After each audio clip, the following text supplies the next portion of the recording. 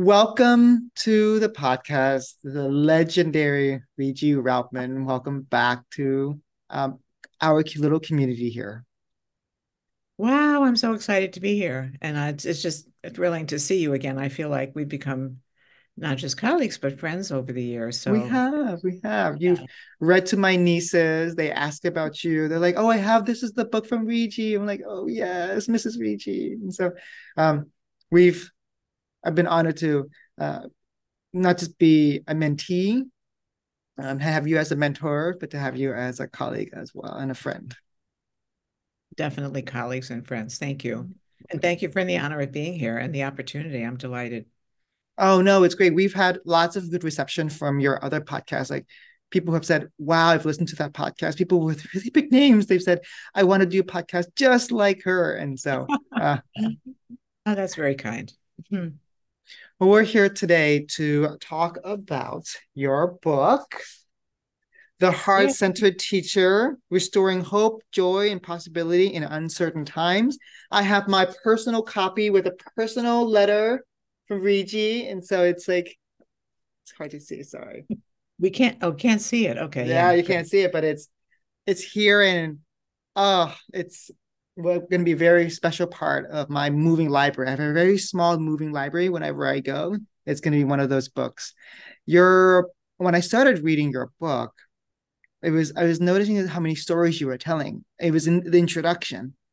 And then I got to chapter one and I was like, wait, I need to stop and let me put this in let me see if there's an audiobook version. I went to audible.com and I was like, oh, there is. Click, buy, done. And Um, then I listened to everything once again, like the introduction and part of chapter one once again, because I wanted to hear your voice. And it's so warm and inviting, but the stories made it just so moving. I remember so many, they call it NPR moments, where you're like driving somewhere and you've arrived at where you're supposed to drive to, and you just stay in the car for a few more minutes and just listen. And so I've had many of those moments where I'm like, okay, I'm just gonna just stay here for a few minutes and just listen before I go to where I have to go. And so, um, oh, you were here for the last 5 days and that's listening very to you. that makes me happy. I Thank recommend you. that people definitely get your audiobook. It's a convenient way, but also it's like a very heart-centered way to listen to the book. Yeah. And I recorded it, so that was important to me. I wanted the stories are my stories to be in my voice. And Voice, so yeah. such a warm voice. I was surprised that it was in your voice. I was like, it's in Reggie's voice. I thought it was going to be like somebody who like your publisher hired to do the audio version. And I'm like, no, it's actually Reggie. Yeah, it was me. It was hard as I we were talking a little bit before we got started. It's one of the hardest things that I've ever done. I would say grueling actually, because you have to get it right. And there's a lot of editing and revising, and you're in a studio for many hours, and it's hard, but worth it. I'm delighted It's that I worth did it. it. I'm actually listening to it myself for the first time because to make sure, there's a lot of editing there. So look at your mouth. There's so many things that need to be corrected. And I had no idea. I think, I was telling you before, I had earphones on, I'm in a soundproof room, I'm looking at an engineer through a glass, and then I hear, no, we have to do that part over again, your stomach was growling, you took a breath, and I'm like, oh, okay. And you start again. Very hard.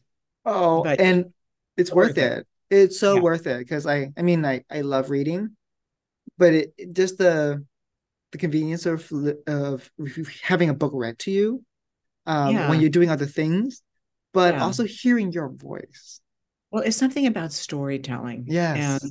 podcasts have become very, very popular. And I think it's because we need stories more today than ever. Right. We need stories that are comforting, you Right. know. Um, so I think that's part of it. Well, it's worth it. I recommend that people um, get the so I'm lucky enough to have the print version and then the audio version. But the audio version, if you get the audio version only, you can't reference everything that you've said. And so Yeah, Amazon is so great that you can buy it as a bundle. I didn't even know that. Yeah, Okay. for a discount.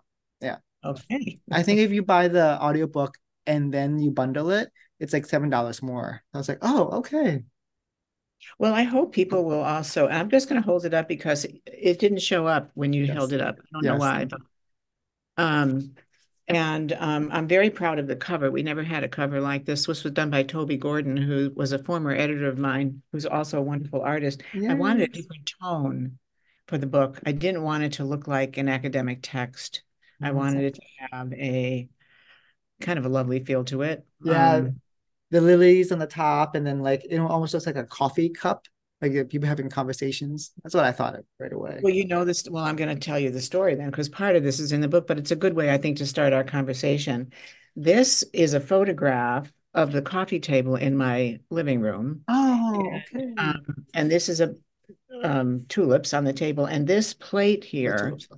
is a metaphor for really for life and what the book is about. And my friend Toby took the plate and the picture, the photo, and made it into I asked her, and my publisher approved, into a painting. Now, the plate in reality, and there's a picture of it in here. The story of the plate is interesting. It was a plate that my husband and I bought at a pottery sale, and one of us dropped the plate and it shattered. Oh no. And my husband Frank glued Every piece this together. is her interpretation, glued all the pieces back together, was about 18 shards. And and it's on my table every day. I look at it because it reminds me Mm, of the brokenness of life and mm, how it can be, how we're all broken in some right, ways, right, but how you can make that into something right, beautiful.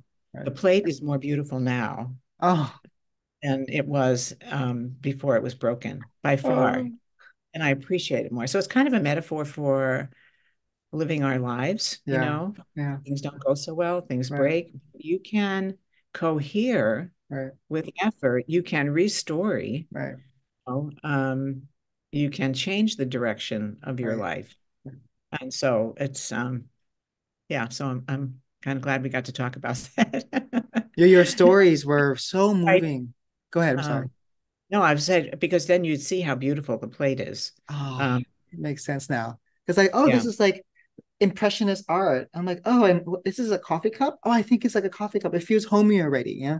Yeah. Yeah. Well, that's what So, I wanted. I wanted the mood of this book to be different. Like right, it's not it's not a text. It's not an academic right, text. right. So I'm glad we talked about that.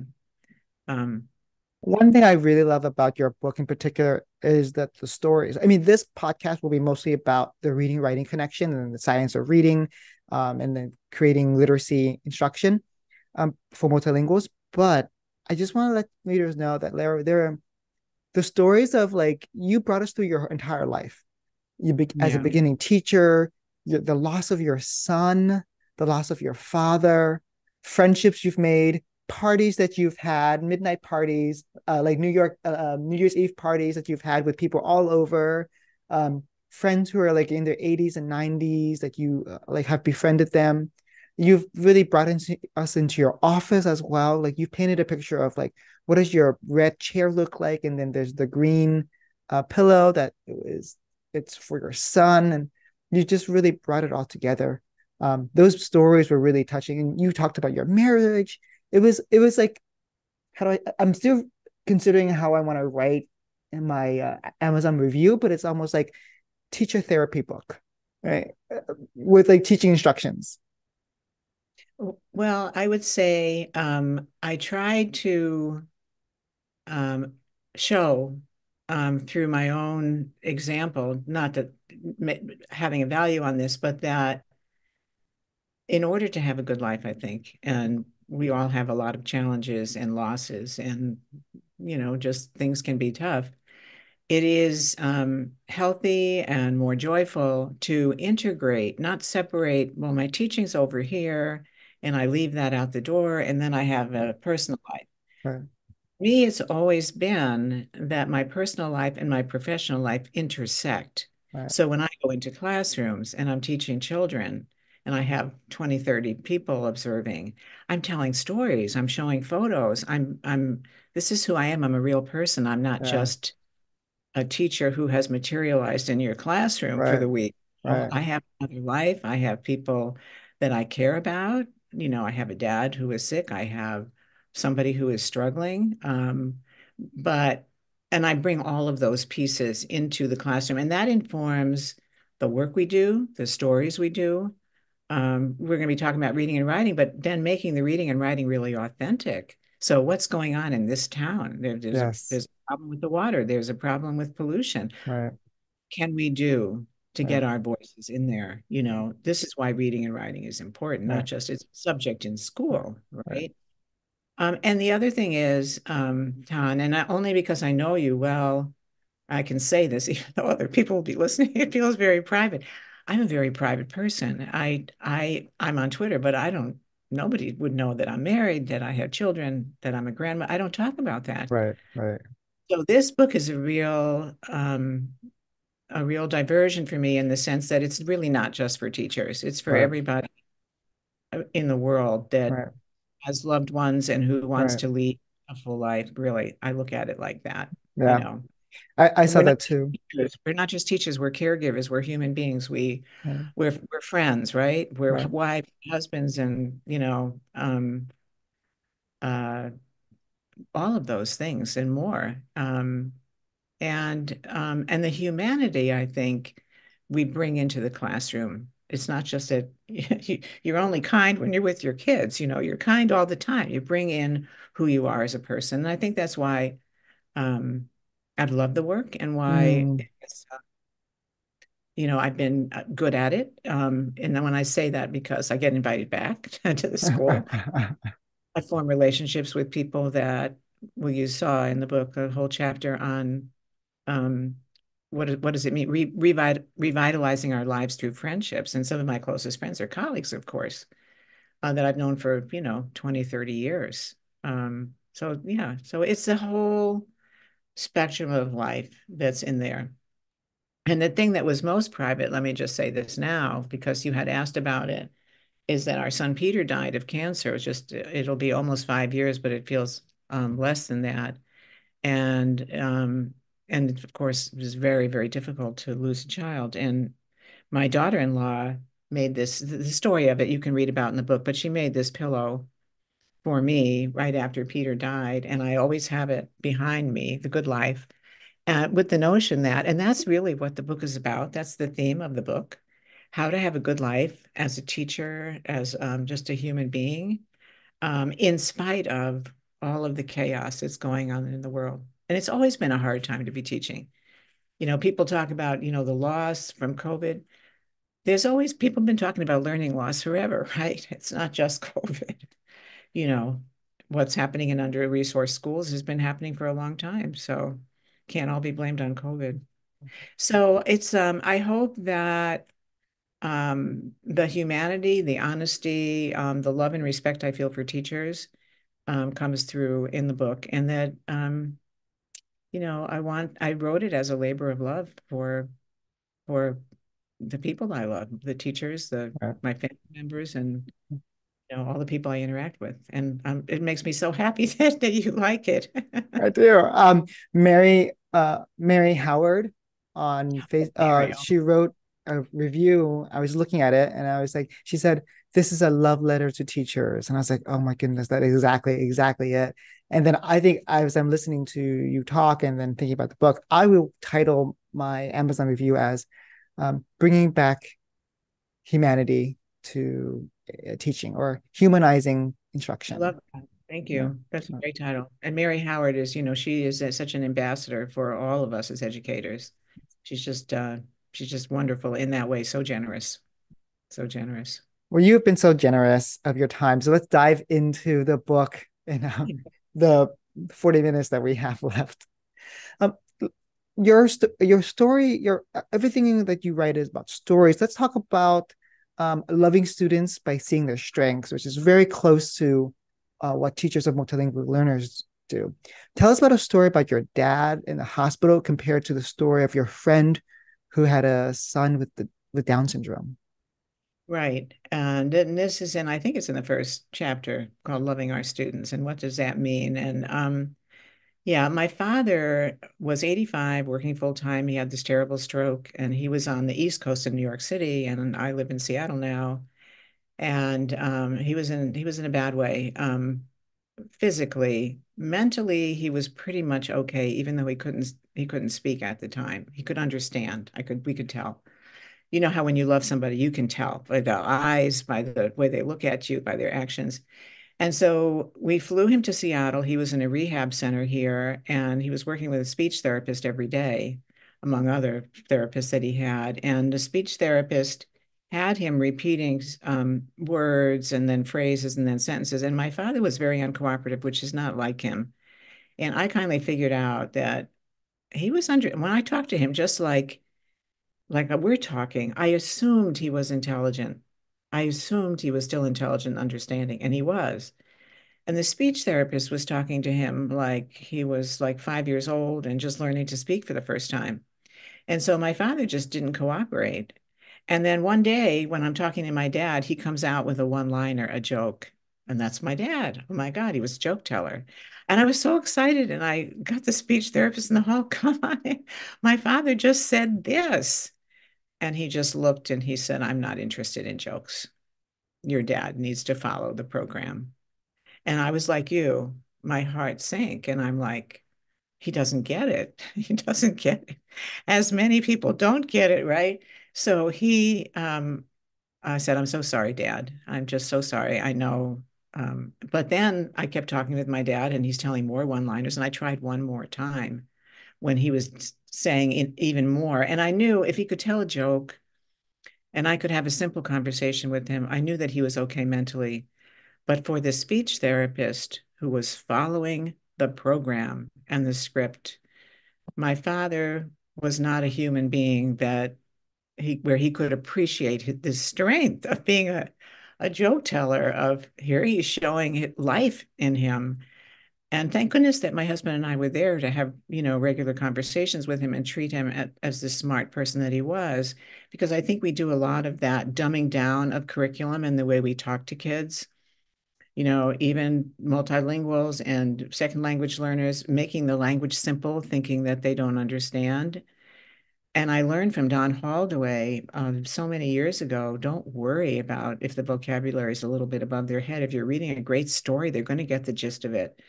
So the fact that my father was punished for his ingenuity and the way he was expressing himself and just saying, I'm not going to do that dumb thing. You're insulting me. He couldn't say that.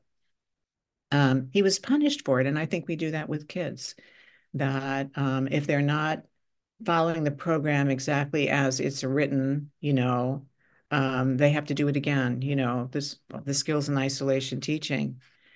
By contrast, and the other story that's in that same chapter on loving our students is about my friend Harriet. She's actually, I talked to her today. We talk every week. She's my closest friend.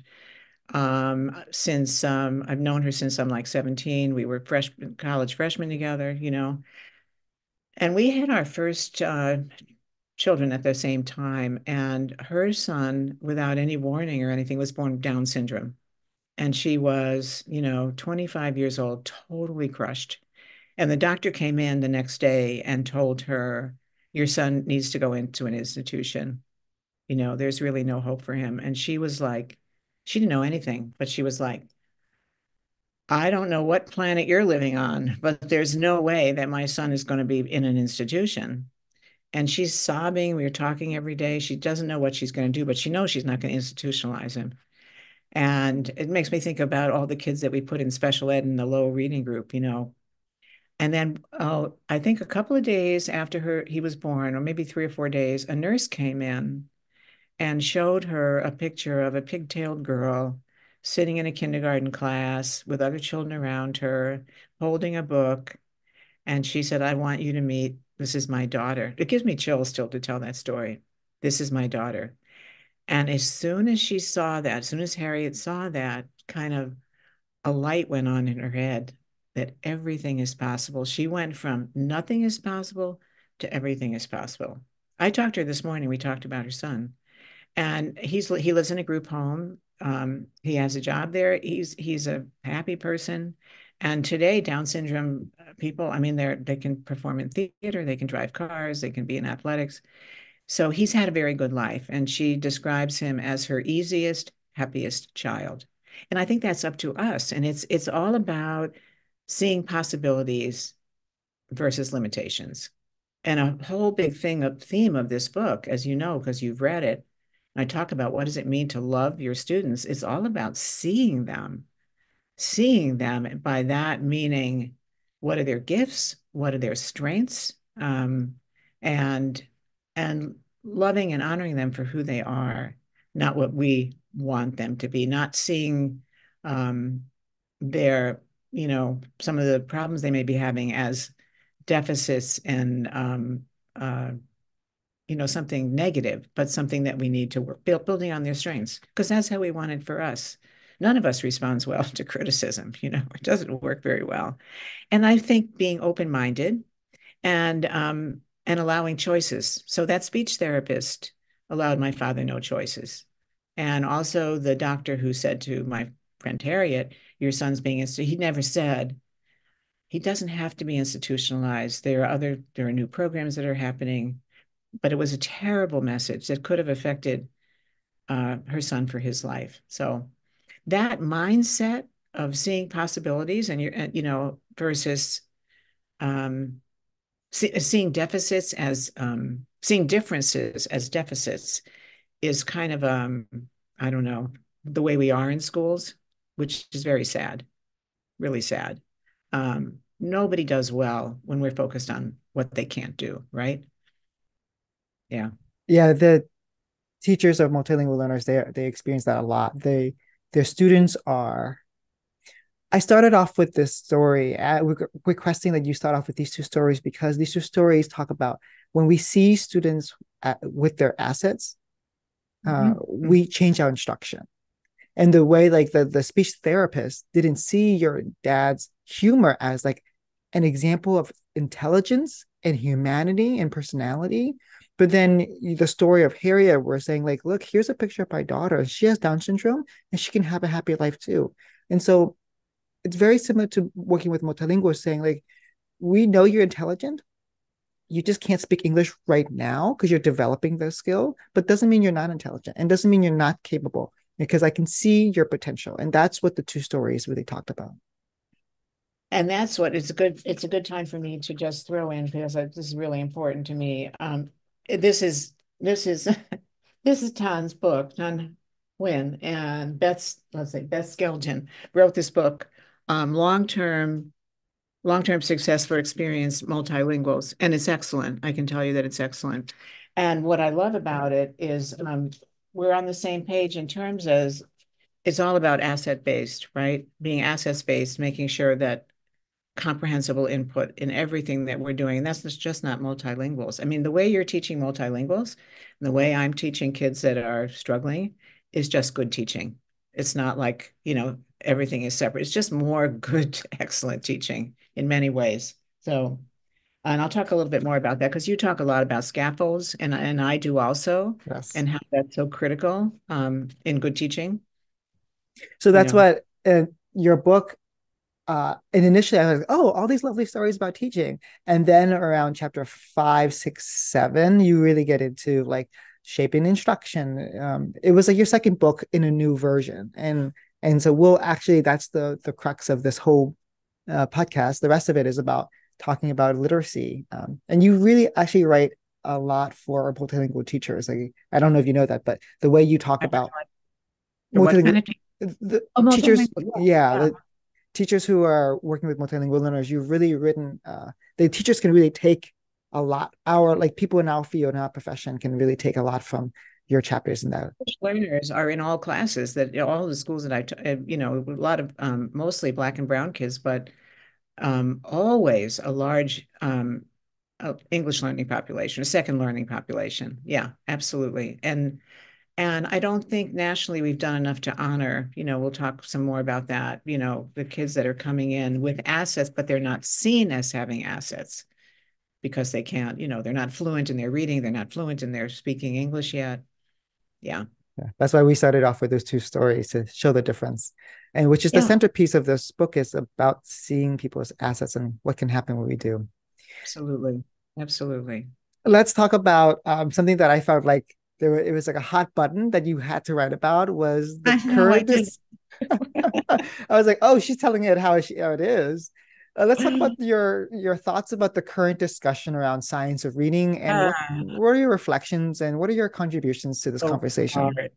That is so hard. I actually I didn't want to write about it, but I had to write about it because I don't like I don't like controversy in the sense that, there's this side and they're right and there's this side. The national conversation is so polarized, and I try to avoid that. And so I'm not, it's not either or, it's not phonics or comprehension.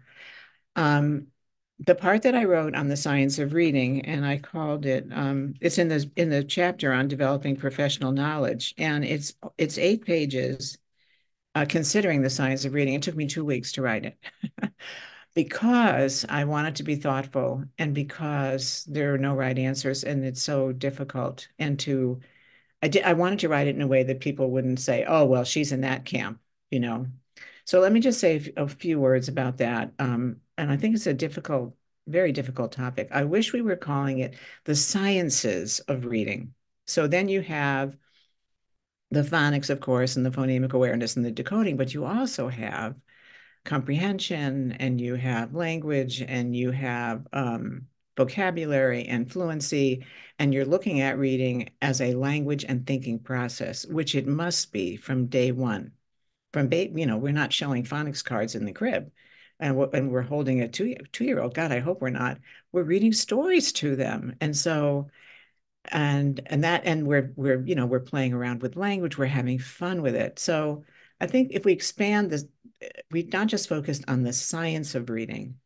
What bothers me about that is that it's way too limited. And really, for me, it's an equity issue because you're spending all this time now, mandated time, as you know, it's around the world now. Um, and that time is taken away from actual reading. And that really bothers me because we have kids. I'm working almost exclusively with underserved kids, and you are as well, in under-resourced schools. And we're doing all this. That's really the easy part, is the decoding. It's necessary, of course, but I've lived long enough that this is my third time going through this science of reading. It was just called something different. But yeah, this is the third time. It's going to have the same result. So this happened in the 1960s and again in the 1990s when I wrote about literacy at the crossroads to kind of address that. And here it is again in the 2020s. And what we found through No Child Left Behind, where it was very heavily phonics based in the last go round, um, we found that kids got to be wonderful decoders and comprehension didn't move after $5 billion. So that doesn't make any sense. That is really, that is really kind of something's off there. Something's off. So I think if the other thing that's missing for me in the science of reading, the way it's being talked about, is the humanity part. Reading is all about the reader. When I wrote my last book, Literacy Essentials, I have a chapter teaching readers. It's not called teaching reading. I have a chapter teaching writers. It's not called teaching um, um, writing because we're teaching people. And the whole first story in my book is about teaching a 53-year-old man to read. And I had to start, it's a fascinating story. And how did I teach him to read? And I had to start with, what is he interested in? This is a smart human being. I had to get to know him so that he would engage. He had a lot of phonics over the years. It didn't take. It took, as a 53-year-old man, when I could teach it in the context of a book he really wanted to read. And then it made sense to him. So of course we want the decoding, but we want to put this in balance. And I want to, if you're okay with this, I want to read just a study because I think this will be helpful. This was by Sheila Valencia, who's a very dear friend of mine and a colleague, and Marcia Riddle Bully, and they won awards for this study. And I think this will be helpful to people. Given the over reliance, this is 2 paragraphs in my book, in a chapter called "Developing Professional Knowledge," which I should say is available for free. I was allowed to make one chapter available for free, and I'll send you the link for that because then everybody who wants to know more about the science of reading, you can get it for free. I mean, of course, I hope you'll buy the book, but you can have it. Given the over-reliance on intensive phonics these days, it's important to revisit an award-winning reading study by Sheila Valencia and Marcia Riddle Bully. The researchers examined the reading profiles of a random sample of 108 entering fifth grade readers who had failed the end of year fourth grade state reading assessment. Their findings showed that for 58% of the students in the sample, phonics and word identification were not an issue. Think about that. The majority, phonics was not the issue. Where they did need support was with meaning and or fluency. The findings confirm that readers who struggle do so for different reasons. So important. It's also important to keep in mind that instruction and intervention meet the needs of students both in focus and intensity. Looking across many studies of student instruction interactions suggests that instruction targeted to students' area of need produces gains in that area. That's common sense, right? However, and this is really important, when instructional time was spent on skills and abilities where the student was already strong, no additional growth was detected. So although instruction that targets a student's specific needs will increase learning, misdirected instruction may actually waste valuable instructional time. Students' area of needs change over time, and our instruction and assessment must adjust to meet those current needs. So I think it's really, I wanted to read that because it's a study and it's important. And here we are with the science of reading everywhere, the way it's being taught, whether they need phonics or not, they're getting it. And what they're not getting then is the love of language through stories and books and all of that. So I don't know. I didn't really want to talk about the science of reading because it's not fun to talk about, you know. But I hope it will. I mean, I think what I've said is it's not an extreme approach. It's a humanistic approach. It's a scientific approach. It's respectful of the research, but we're teaching people with interests and different needs, and we want to we want to teach readers so that they delight in reading, right? They delight in being informed, the humor, the vocabulary, the language. I mean, if they only, you know, if they're only phonicators, the only thing they can do is decode, right? That's not really reading. That's funny. Phonicators. I'll use that in the future. You're right. It reminds me of Starborough's reading rope, where it's five strands, and it seems like the reading science of reading is really heavily focused on just phonics and decoding. But there are other strands, such as Yeah, comprehension. absolutely. Absolutely. So Absolutely. go ahead. And I think You- you have to be informed. This is the thing. You have to. I have almost in preparation today, because I knew you wanted me to talk about that. I've got like a huge binder with one article after another on the science of reading. And I thought, you know what? That's not a really good use of my time. There's so many good novels I want to read now. You know, I think I know enough about the science of reading for right now, you know. Oh, Well, we'd love your knowledge about that. So let's talk about TED specifically. I didn't ask you in the questions that I sent over, but you started off with a relative who we'll call Ted. Um, mhm. and he during COVID, he said, can you, Reggie, can you teach me to be a better reader? He can read, but he like really struggled, and you had this humanistic approach to reading instruction with him. Can you share your approach and how the principles of your approach that you use with TED, how can teachers apply it to their reading instruction or reading and writing instruction? Yeah, it's a great question. He had lost his job, so he was quite depressed as well. And so he was looking for something to fill his days, and I didn't know him well at the time. Um, it's kind of a long story, so I'm going to make it short, but it's a beautiful story, really. And I didn't know anything about him, but I know a lot about teaching reading. I'm certified as a reading specialist, certified to teach kids with learning disabilities. And I have never not, I've always been successful in teaching readers. I've never not been able to teach someone to read. So I knew I would teach him. I just didn't know how. And so the first thing was I had to get to know him. What were his interests? What did he what did he like to do? And it's just the way I'm reading recovery. I'm a reading recovery teacher where you have that roaming around in the know, and I had to get to know him. And so I found out that he listened to National Public Radio. Um, I found out he was very smart. He was he was as informed in politics as I am, maybe better. He liked listening to audiobooks. He and so I that's where I started. You know, we started with where he was, what his interests were. He was very interested in music. And our first book that we started, and I'm blocking on the name now, but you'll find it in the book, was I read the book and he did the audio book, and we went chapter by chapter and we talked about it. And so I found out a lot about his life, and all of the books that he gravitated to were books where they were memoir like, where there was a some kind of a struggle because he was struggling in many areas of life. And so that trust was there. And it was after that that I was able then to really get into reading.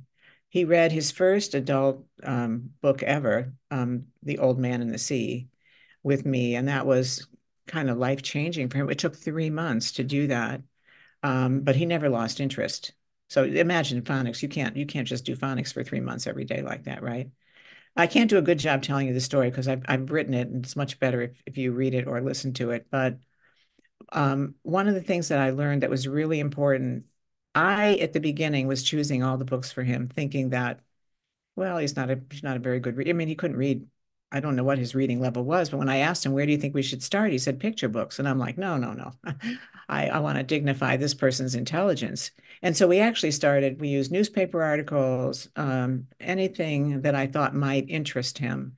And audiobooks were just a really great lifeline. And all the methods that I used with him, I have in the book, and I think it's not, people can read about that.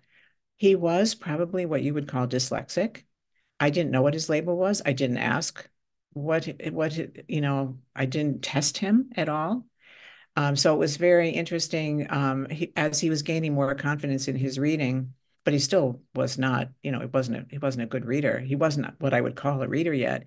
He called me from Target one day and he said, I've just bought the Obama memoir. And I'm like, I was like, you in my mouth. I'm like, what?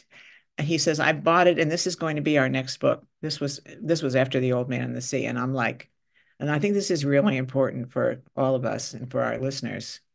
I didn't say, Ted, that book is way too hard for you, which of course it was. I didn't say that. In my mind, I'm thinking, what can I do to support him to read this book?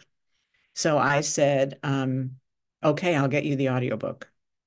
And so I got him the audiobook, and that's how we started. And the first lesson was on the preface, and he had listened to it ahead of time. And he said, you know what, Regie, I know I could read this book with your help, but it's really long, and the sentences are long, and there's a lot of big vocabulary words.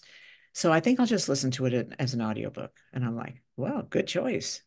And so then he picked the next book we read, which also we read for a couple of months, which was a great choice. Megan Rapinoe, One Life.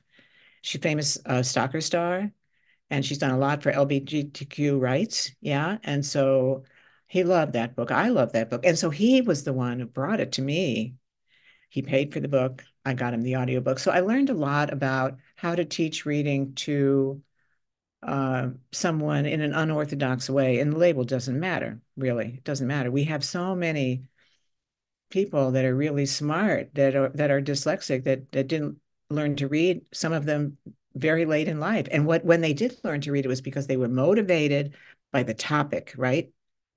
It was something that they wanted to know more about. And so they figured out a way to do that. But in the chapter in the book on reading, writing, I go through all the exact strategies that I used with him, which I think will be helpful to anybody, whether it's a parent or a teacher working with a child who or an adult who is struggling. And also, we've been fed this line that, if they don't learn to read by third grade, it's all over, they'll never read. Not true. You can learn to read at any age, right? Yeah. So that's a very sweet story. And I just talked to him, wish him a happy new year. So we're in touch. He still Oh, prefers audiobooks. And that changed my thinking too, because if he prefers audiobooks and he follows along, sometimes not, that's still reading. Yeah, He's still he's hearing the language of the book. We yeah, can't say, well, no, he's not a reader because he's not reading the words, he's getting the input. That's crazy. right. So that was a shift that I had to make, you Yeah, know. yeah. And I'm But he's happy actually quite a good reader now. with your Yeah. help. You actually talked about something called conversations as curriculum. Would you talk about that? And I think that's central to your work with TED.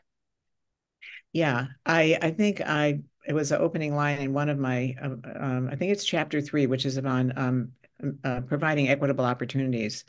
And what if we looked at curriculum as a dialogue rather than as a document? And and I believe that because you can do a question and answer with kids and it can be nothing. It can be like, what color was you know, I don't know, the woman's handkerchief or something, there can be a lot of low level demeaning questions. So I forgot what you just asked me. Don't tell me again what we were talking about. Oh, Conversations. conversation. And that my granddaughters were a big influence there because I was losing contact with them. I would say mm, some years back when they were just on their phone. They didn't really notice when my husband and I came in the room. Everything was about the devices, right? And we took them on vacation with us, and the 14-year-old was having a secondhand experience because everything was going, she was contacting her, taking pictures and contacting her friends. And so um, I started what I called cocktail hour, which we still do. And coffee and conversation, which I describe in the book. I'm not going to go into that, but where we just talk about our lives, no devices allowed, good food allowed, coffee and a dessert or something.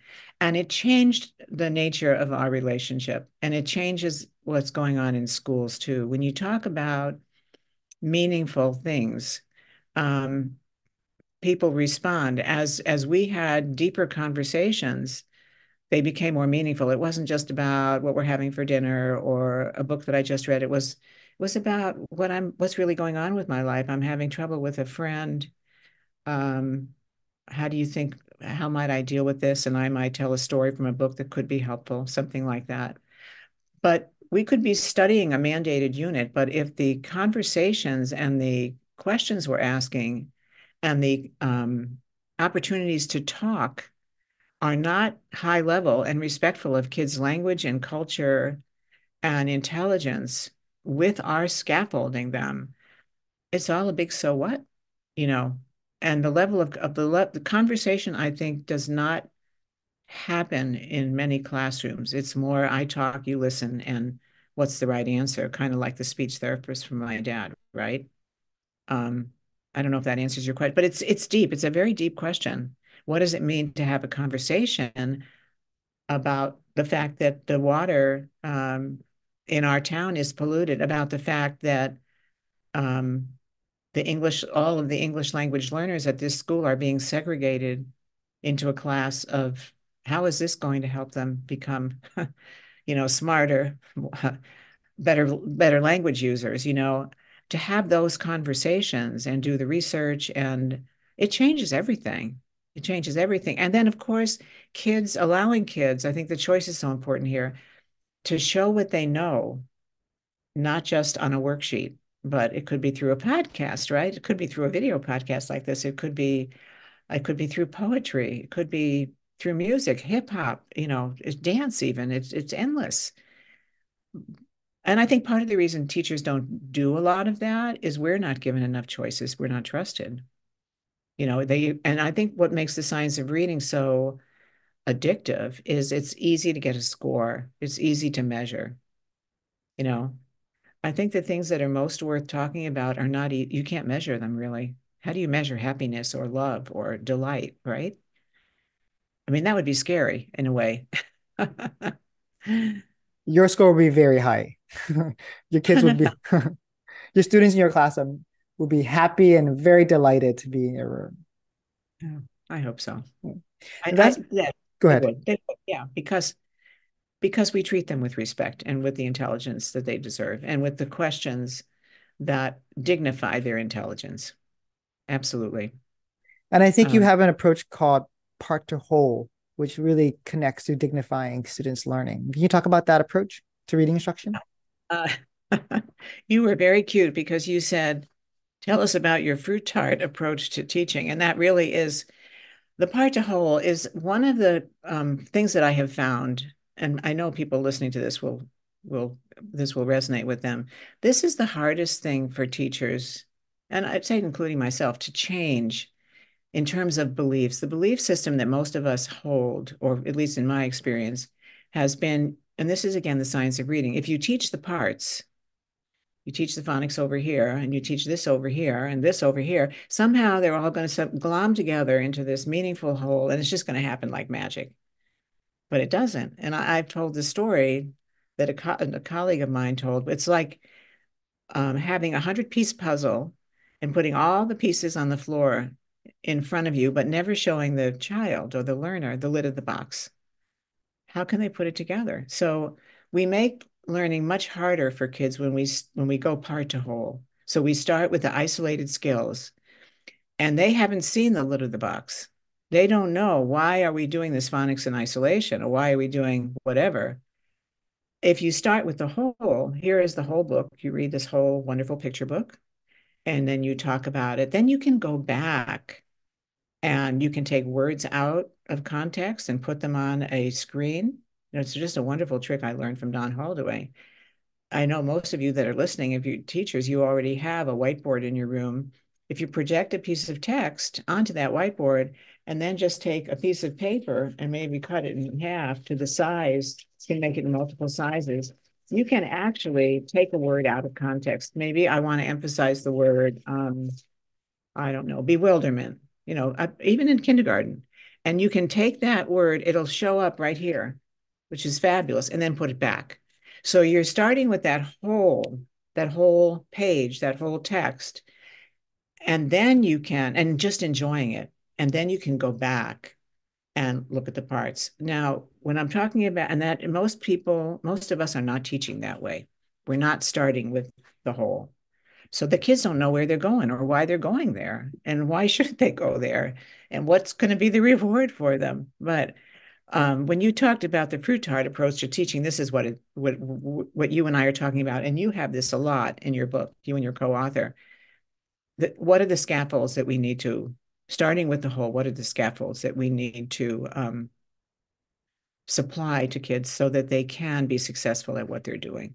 And that, and let me say at this point, because you and I haven't talked about this, I don't even know if you know about this, but it was really important to me because I know a lot of my readers and your listeners here are new teachers or not that experienced, or we're always growing. There's a free companion website. You don't even have to buy the book for this. If you go to my website, regieroutman.org, and you click on a button on the homepage that says online resources, I have resources, videos, podcasts, downloadables. You didn't know that, right? And so you can see what a scaffolded conversation looks like. You can see what a shared writing lesson looks like. And most of the resources are in the chapter on the reading writing connection. So you'll see if you go to that, there's an extensive study guide. So you'll be able to see and I think there's 30 resources in the reading writing connections chapter, more than any other chapter, because it's not enough just to say, here's how you do it. You need to see some of that. You need more resources for that. So I tried to provide that. Um, so the fruit tart approach to teaching is really, I've taught a lot of people how to make a fruit tart. I'm sort of famous for my fruit tarts because I've been making them for a long time and they're really good. In fact, in my book, on the very last page, this is kind of fun. There's me holding a dessert in 1988, my very first book. And this one is me holding a fruit tart on last summer.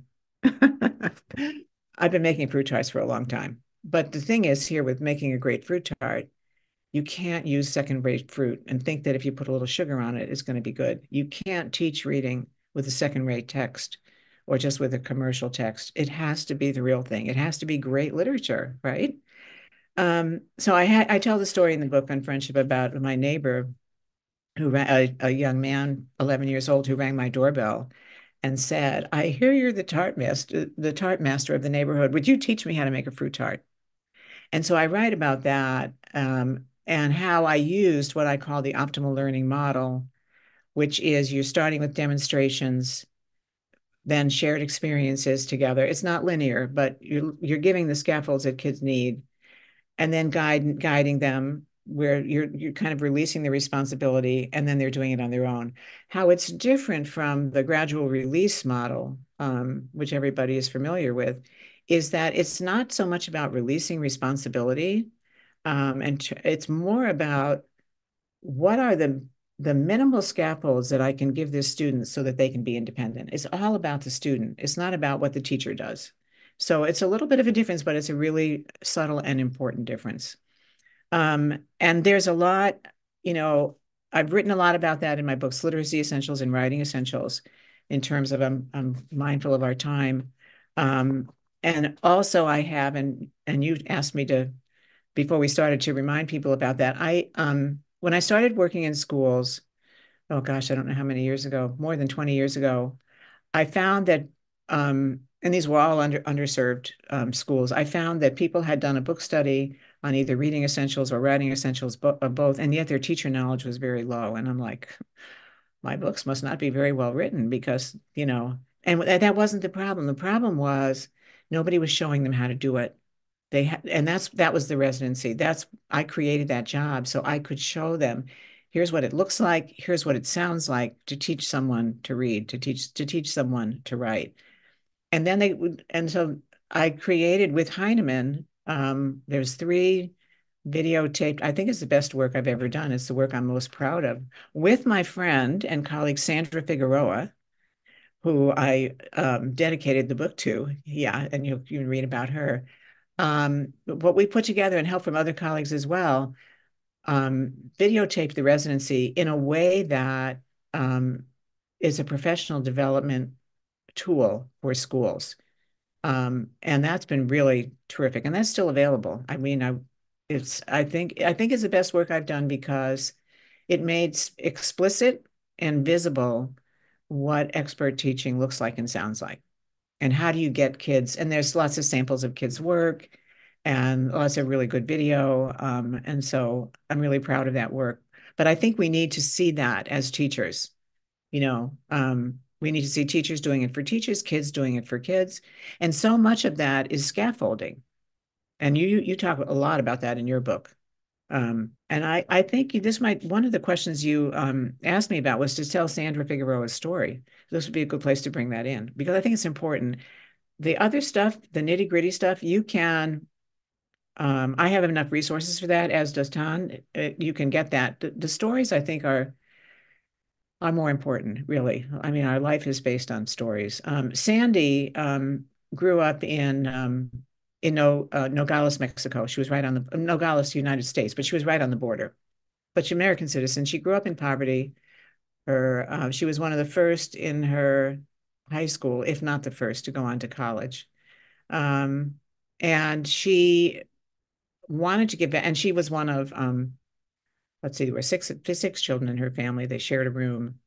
And so it was a very big deal that she got a high school, a college education, and she wanted to give back to the community.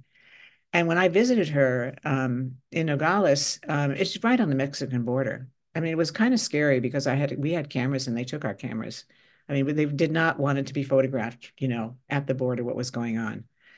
Um, and she got a job as a principal. This is what she got her degree as a principal. She wanted to go back into a school just like the one she went into, where they thought she was in special ed, where they thought she didn't learn to read until I think fourth or fifth grade when a teacher saw her brilliance, because she's brilliant. And she wanted to give back to the community. She became a principal. And I spent a day with her at a school outside of Nogales, but very similar to the school she'd been in. And I write about what I saw there and what was wonderful and what was also not so wonderful. But there were 540 students in this school. She knew the name of everyone. And that is so big. It's such a big thing when someone says, hello, Regie, just not like hello. When people say your name and they say it correctly, right? That's a very big deal. She knew the name of all the students in the school and everybody in the family because families came into the school. She wanted families to come into the school. She also, because we had developed this professional learning program together, um, professional learning tool, she used it in her school. And she went from a failing school to a performing school in 1 year, in 1 year, because she had very high expectations for the kids. I sat and met with her, met with the principal over lunch hour. I spent the whole day there. And I asked the principal, how many of your kids go on to college? And with a perfectly straight face and no guilt at all, he said, oh, our kids don't go on to college. And I didn't say anything about that. And I asked Sandy if it was okay to put that in the book. And she said, yes, put that in the book, because that's the thing. Of course, they don't go on to college. If you have no expectations for them, why would they go on to college? So I think that's a very big takeaway is that, many of the stories, we underestimate what people are capable of at any age, right? At any age, I would say that that's true. Um,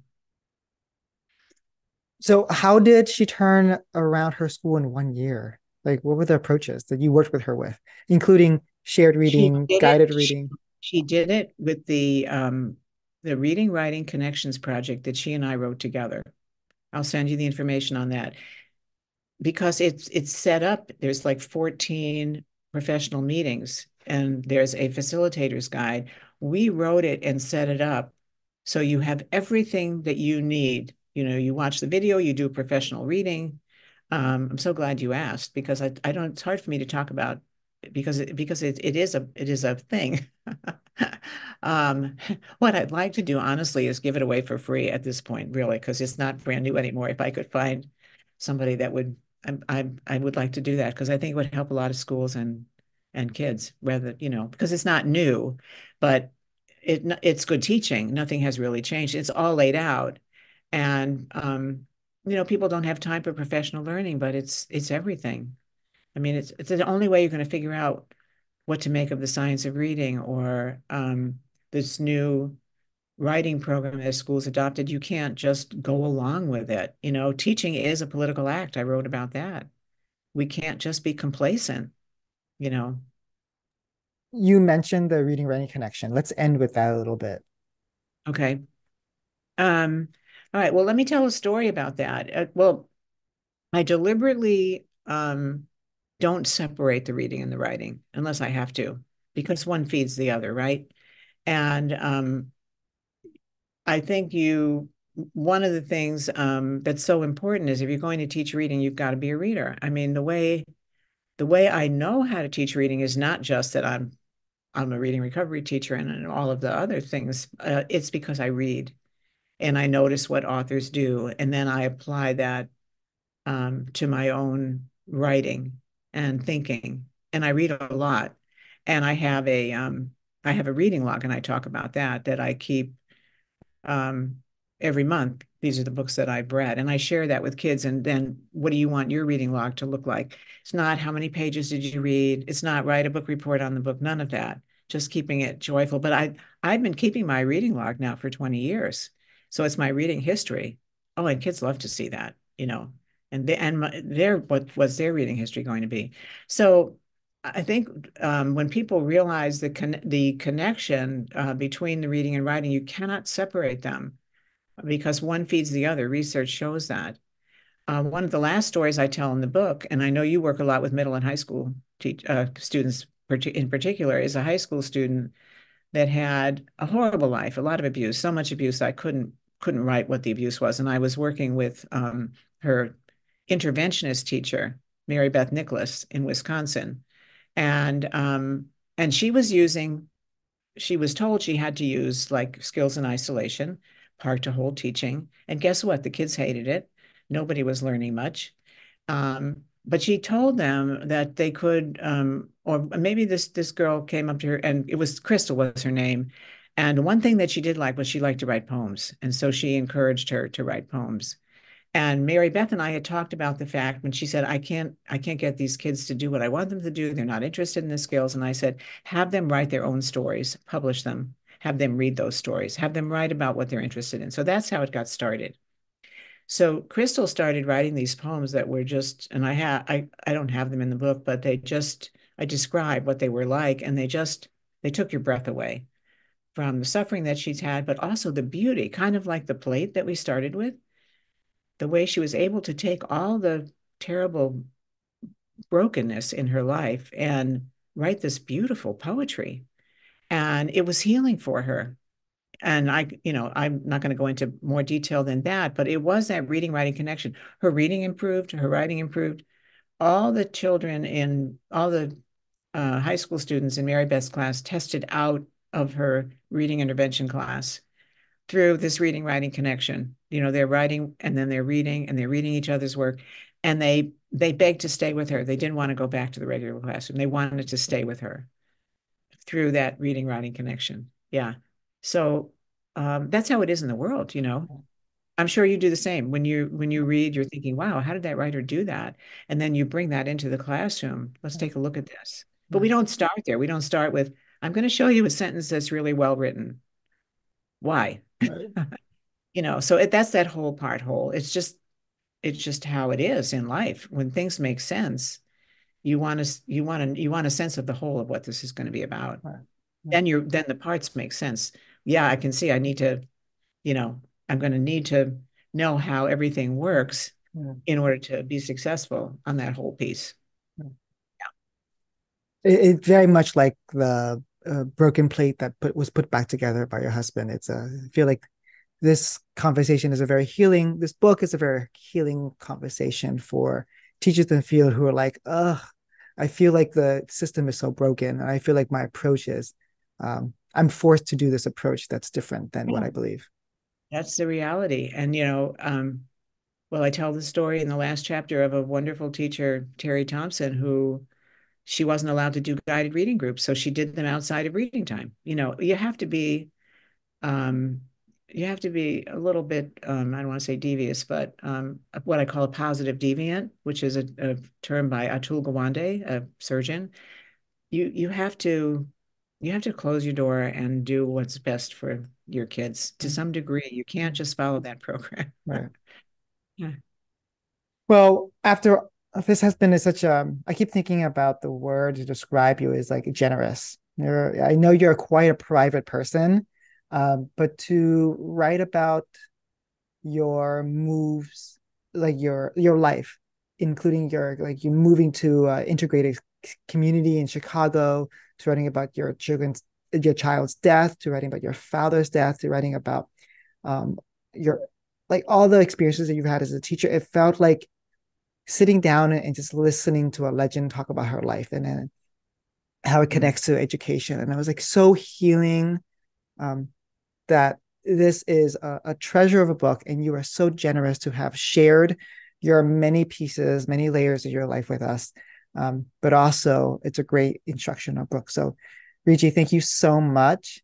And let's end with this. After all these years of leading the field and teaching us through, gently guiding us with your conversations and um, approaches, what do you know to be true? Okay, that's a great question and certainly one that I've thought about a lot, and I think that we all think about. One we've just talked about is that you've got to be a reader and writer yourself and notice what readers and writers do. Um, you want to be sure that your classroom, library, all the materials that you're using are equitable, that honor all cultures, right? And it's organized with students. That this is a very big thing. Kids feel very differently about the classroom when they've had a say in how it's run and how it's organized. So this is our classroom. It's about we. It's not just about the teacher, being in charge. But I think the very, very biggest thing is two things. A statement, I'm not sure who made this statement, but progress moves at the speed of trust. Kids can't learn in an environment where they're scared. I don't think adults can either. And building that trusting, respectful culture absolutely has to happen first, is what I did with Ted. And it's what we do.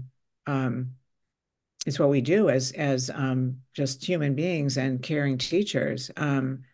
and that focus on relationships and human connections, that we're teaching readers, we're Right, teaching right, writers, we're teaching learners. We're right, not teaching just curriculum. We're right, teaching these sensitive people.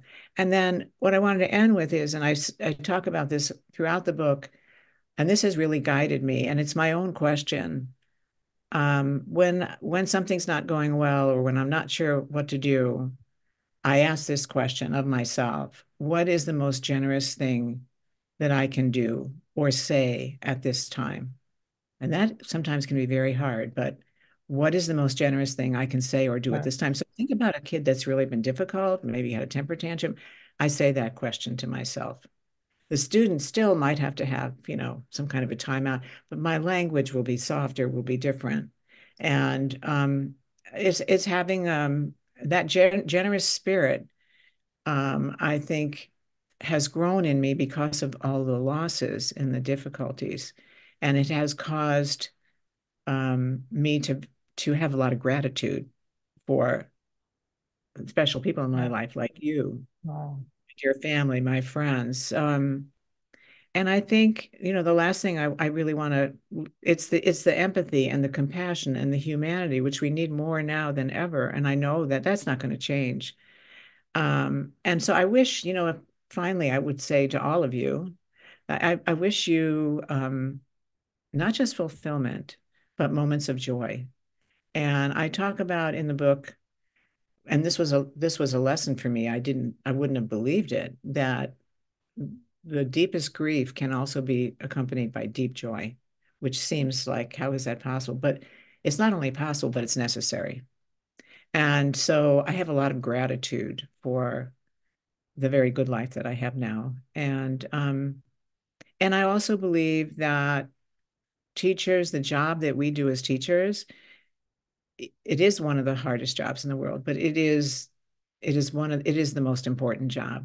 I mean, the world wouldn't be in such a mess if we educated all of our kids well. If we had citizens that, you know, knew both sides of the story and we're not going down a rabbit hole somewhere. So um, I guess the last thing I want to say is just happy 2024 and enjoy your life. Don't spend all your time reading about things that are um, really controversial, that are going to make you unhappy. You need to we need to be looking for things that are going to bring us delight and joy and peace. And being with you for this amount of time has been a pleasure and an honor, and I don't know what else. I talk too much. But it was No, great to be with you. I'm grateful for your generous spirit in writing this book and having this conversation because it has helped restore our hope, joy, and possibilities in Oh, uncertain times. In quote, I guess, one phrase is you are humanizing education again. that's very kind. Love to you. Thank Thank you you. so much. Thank you.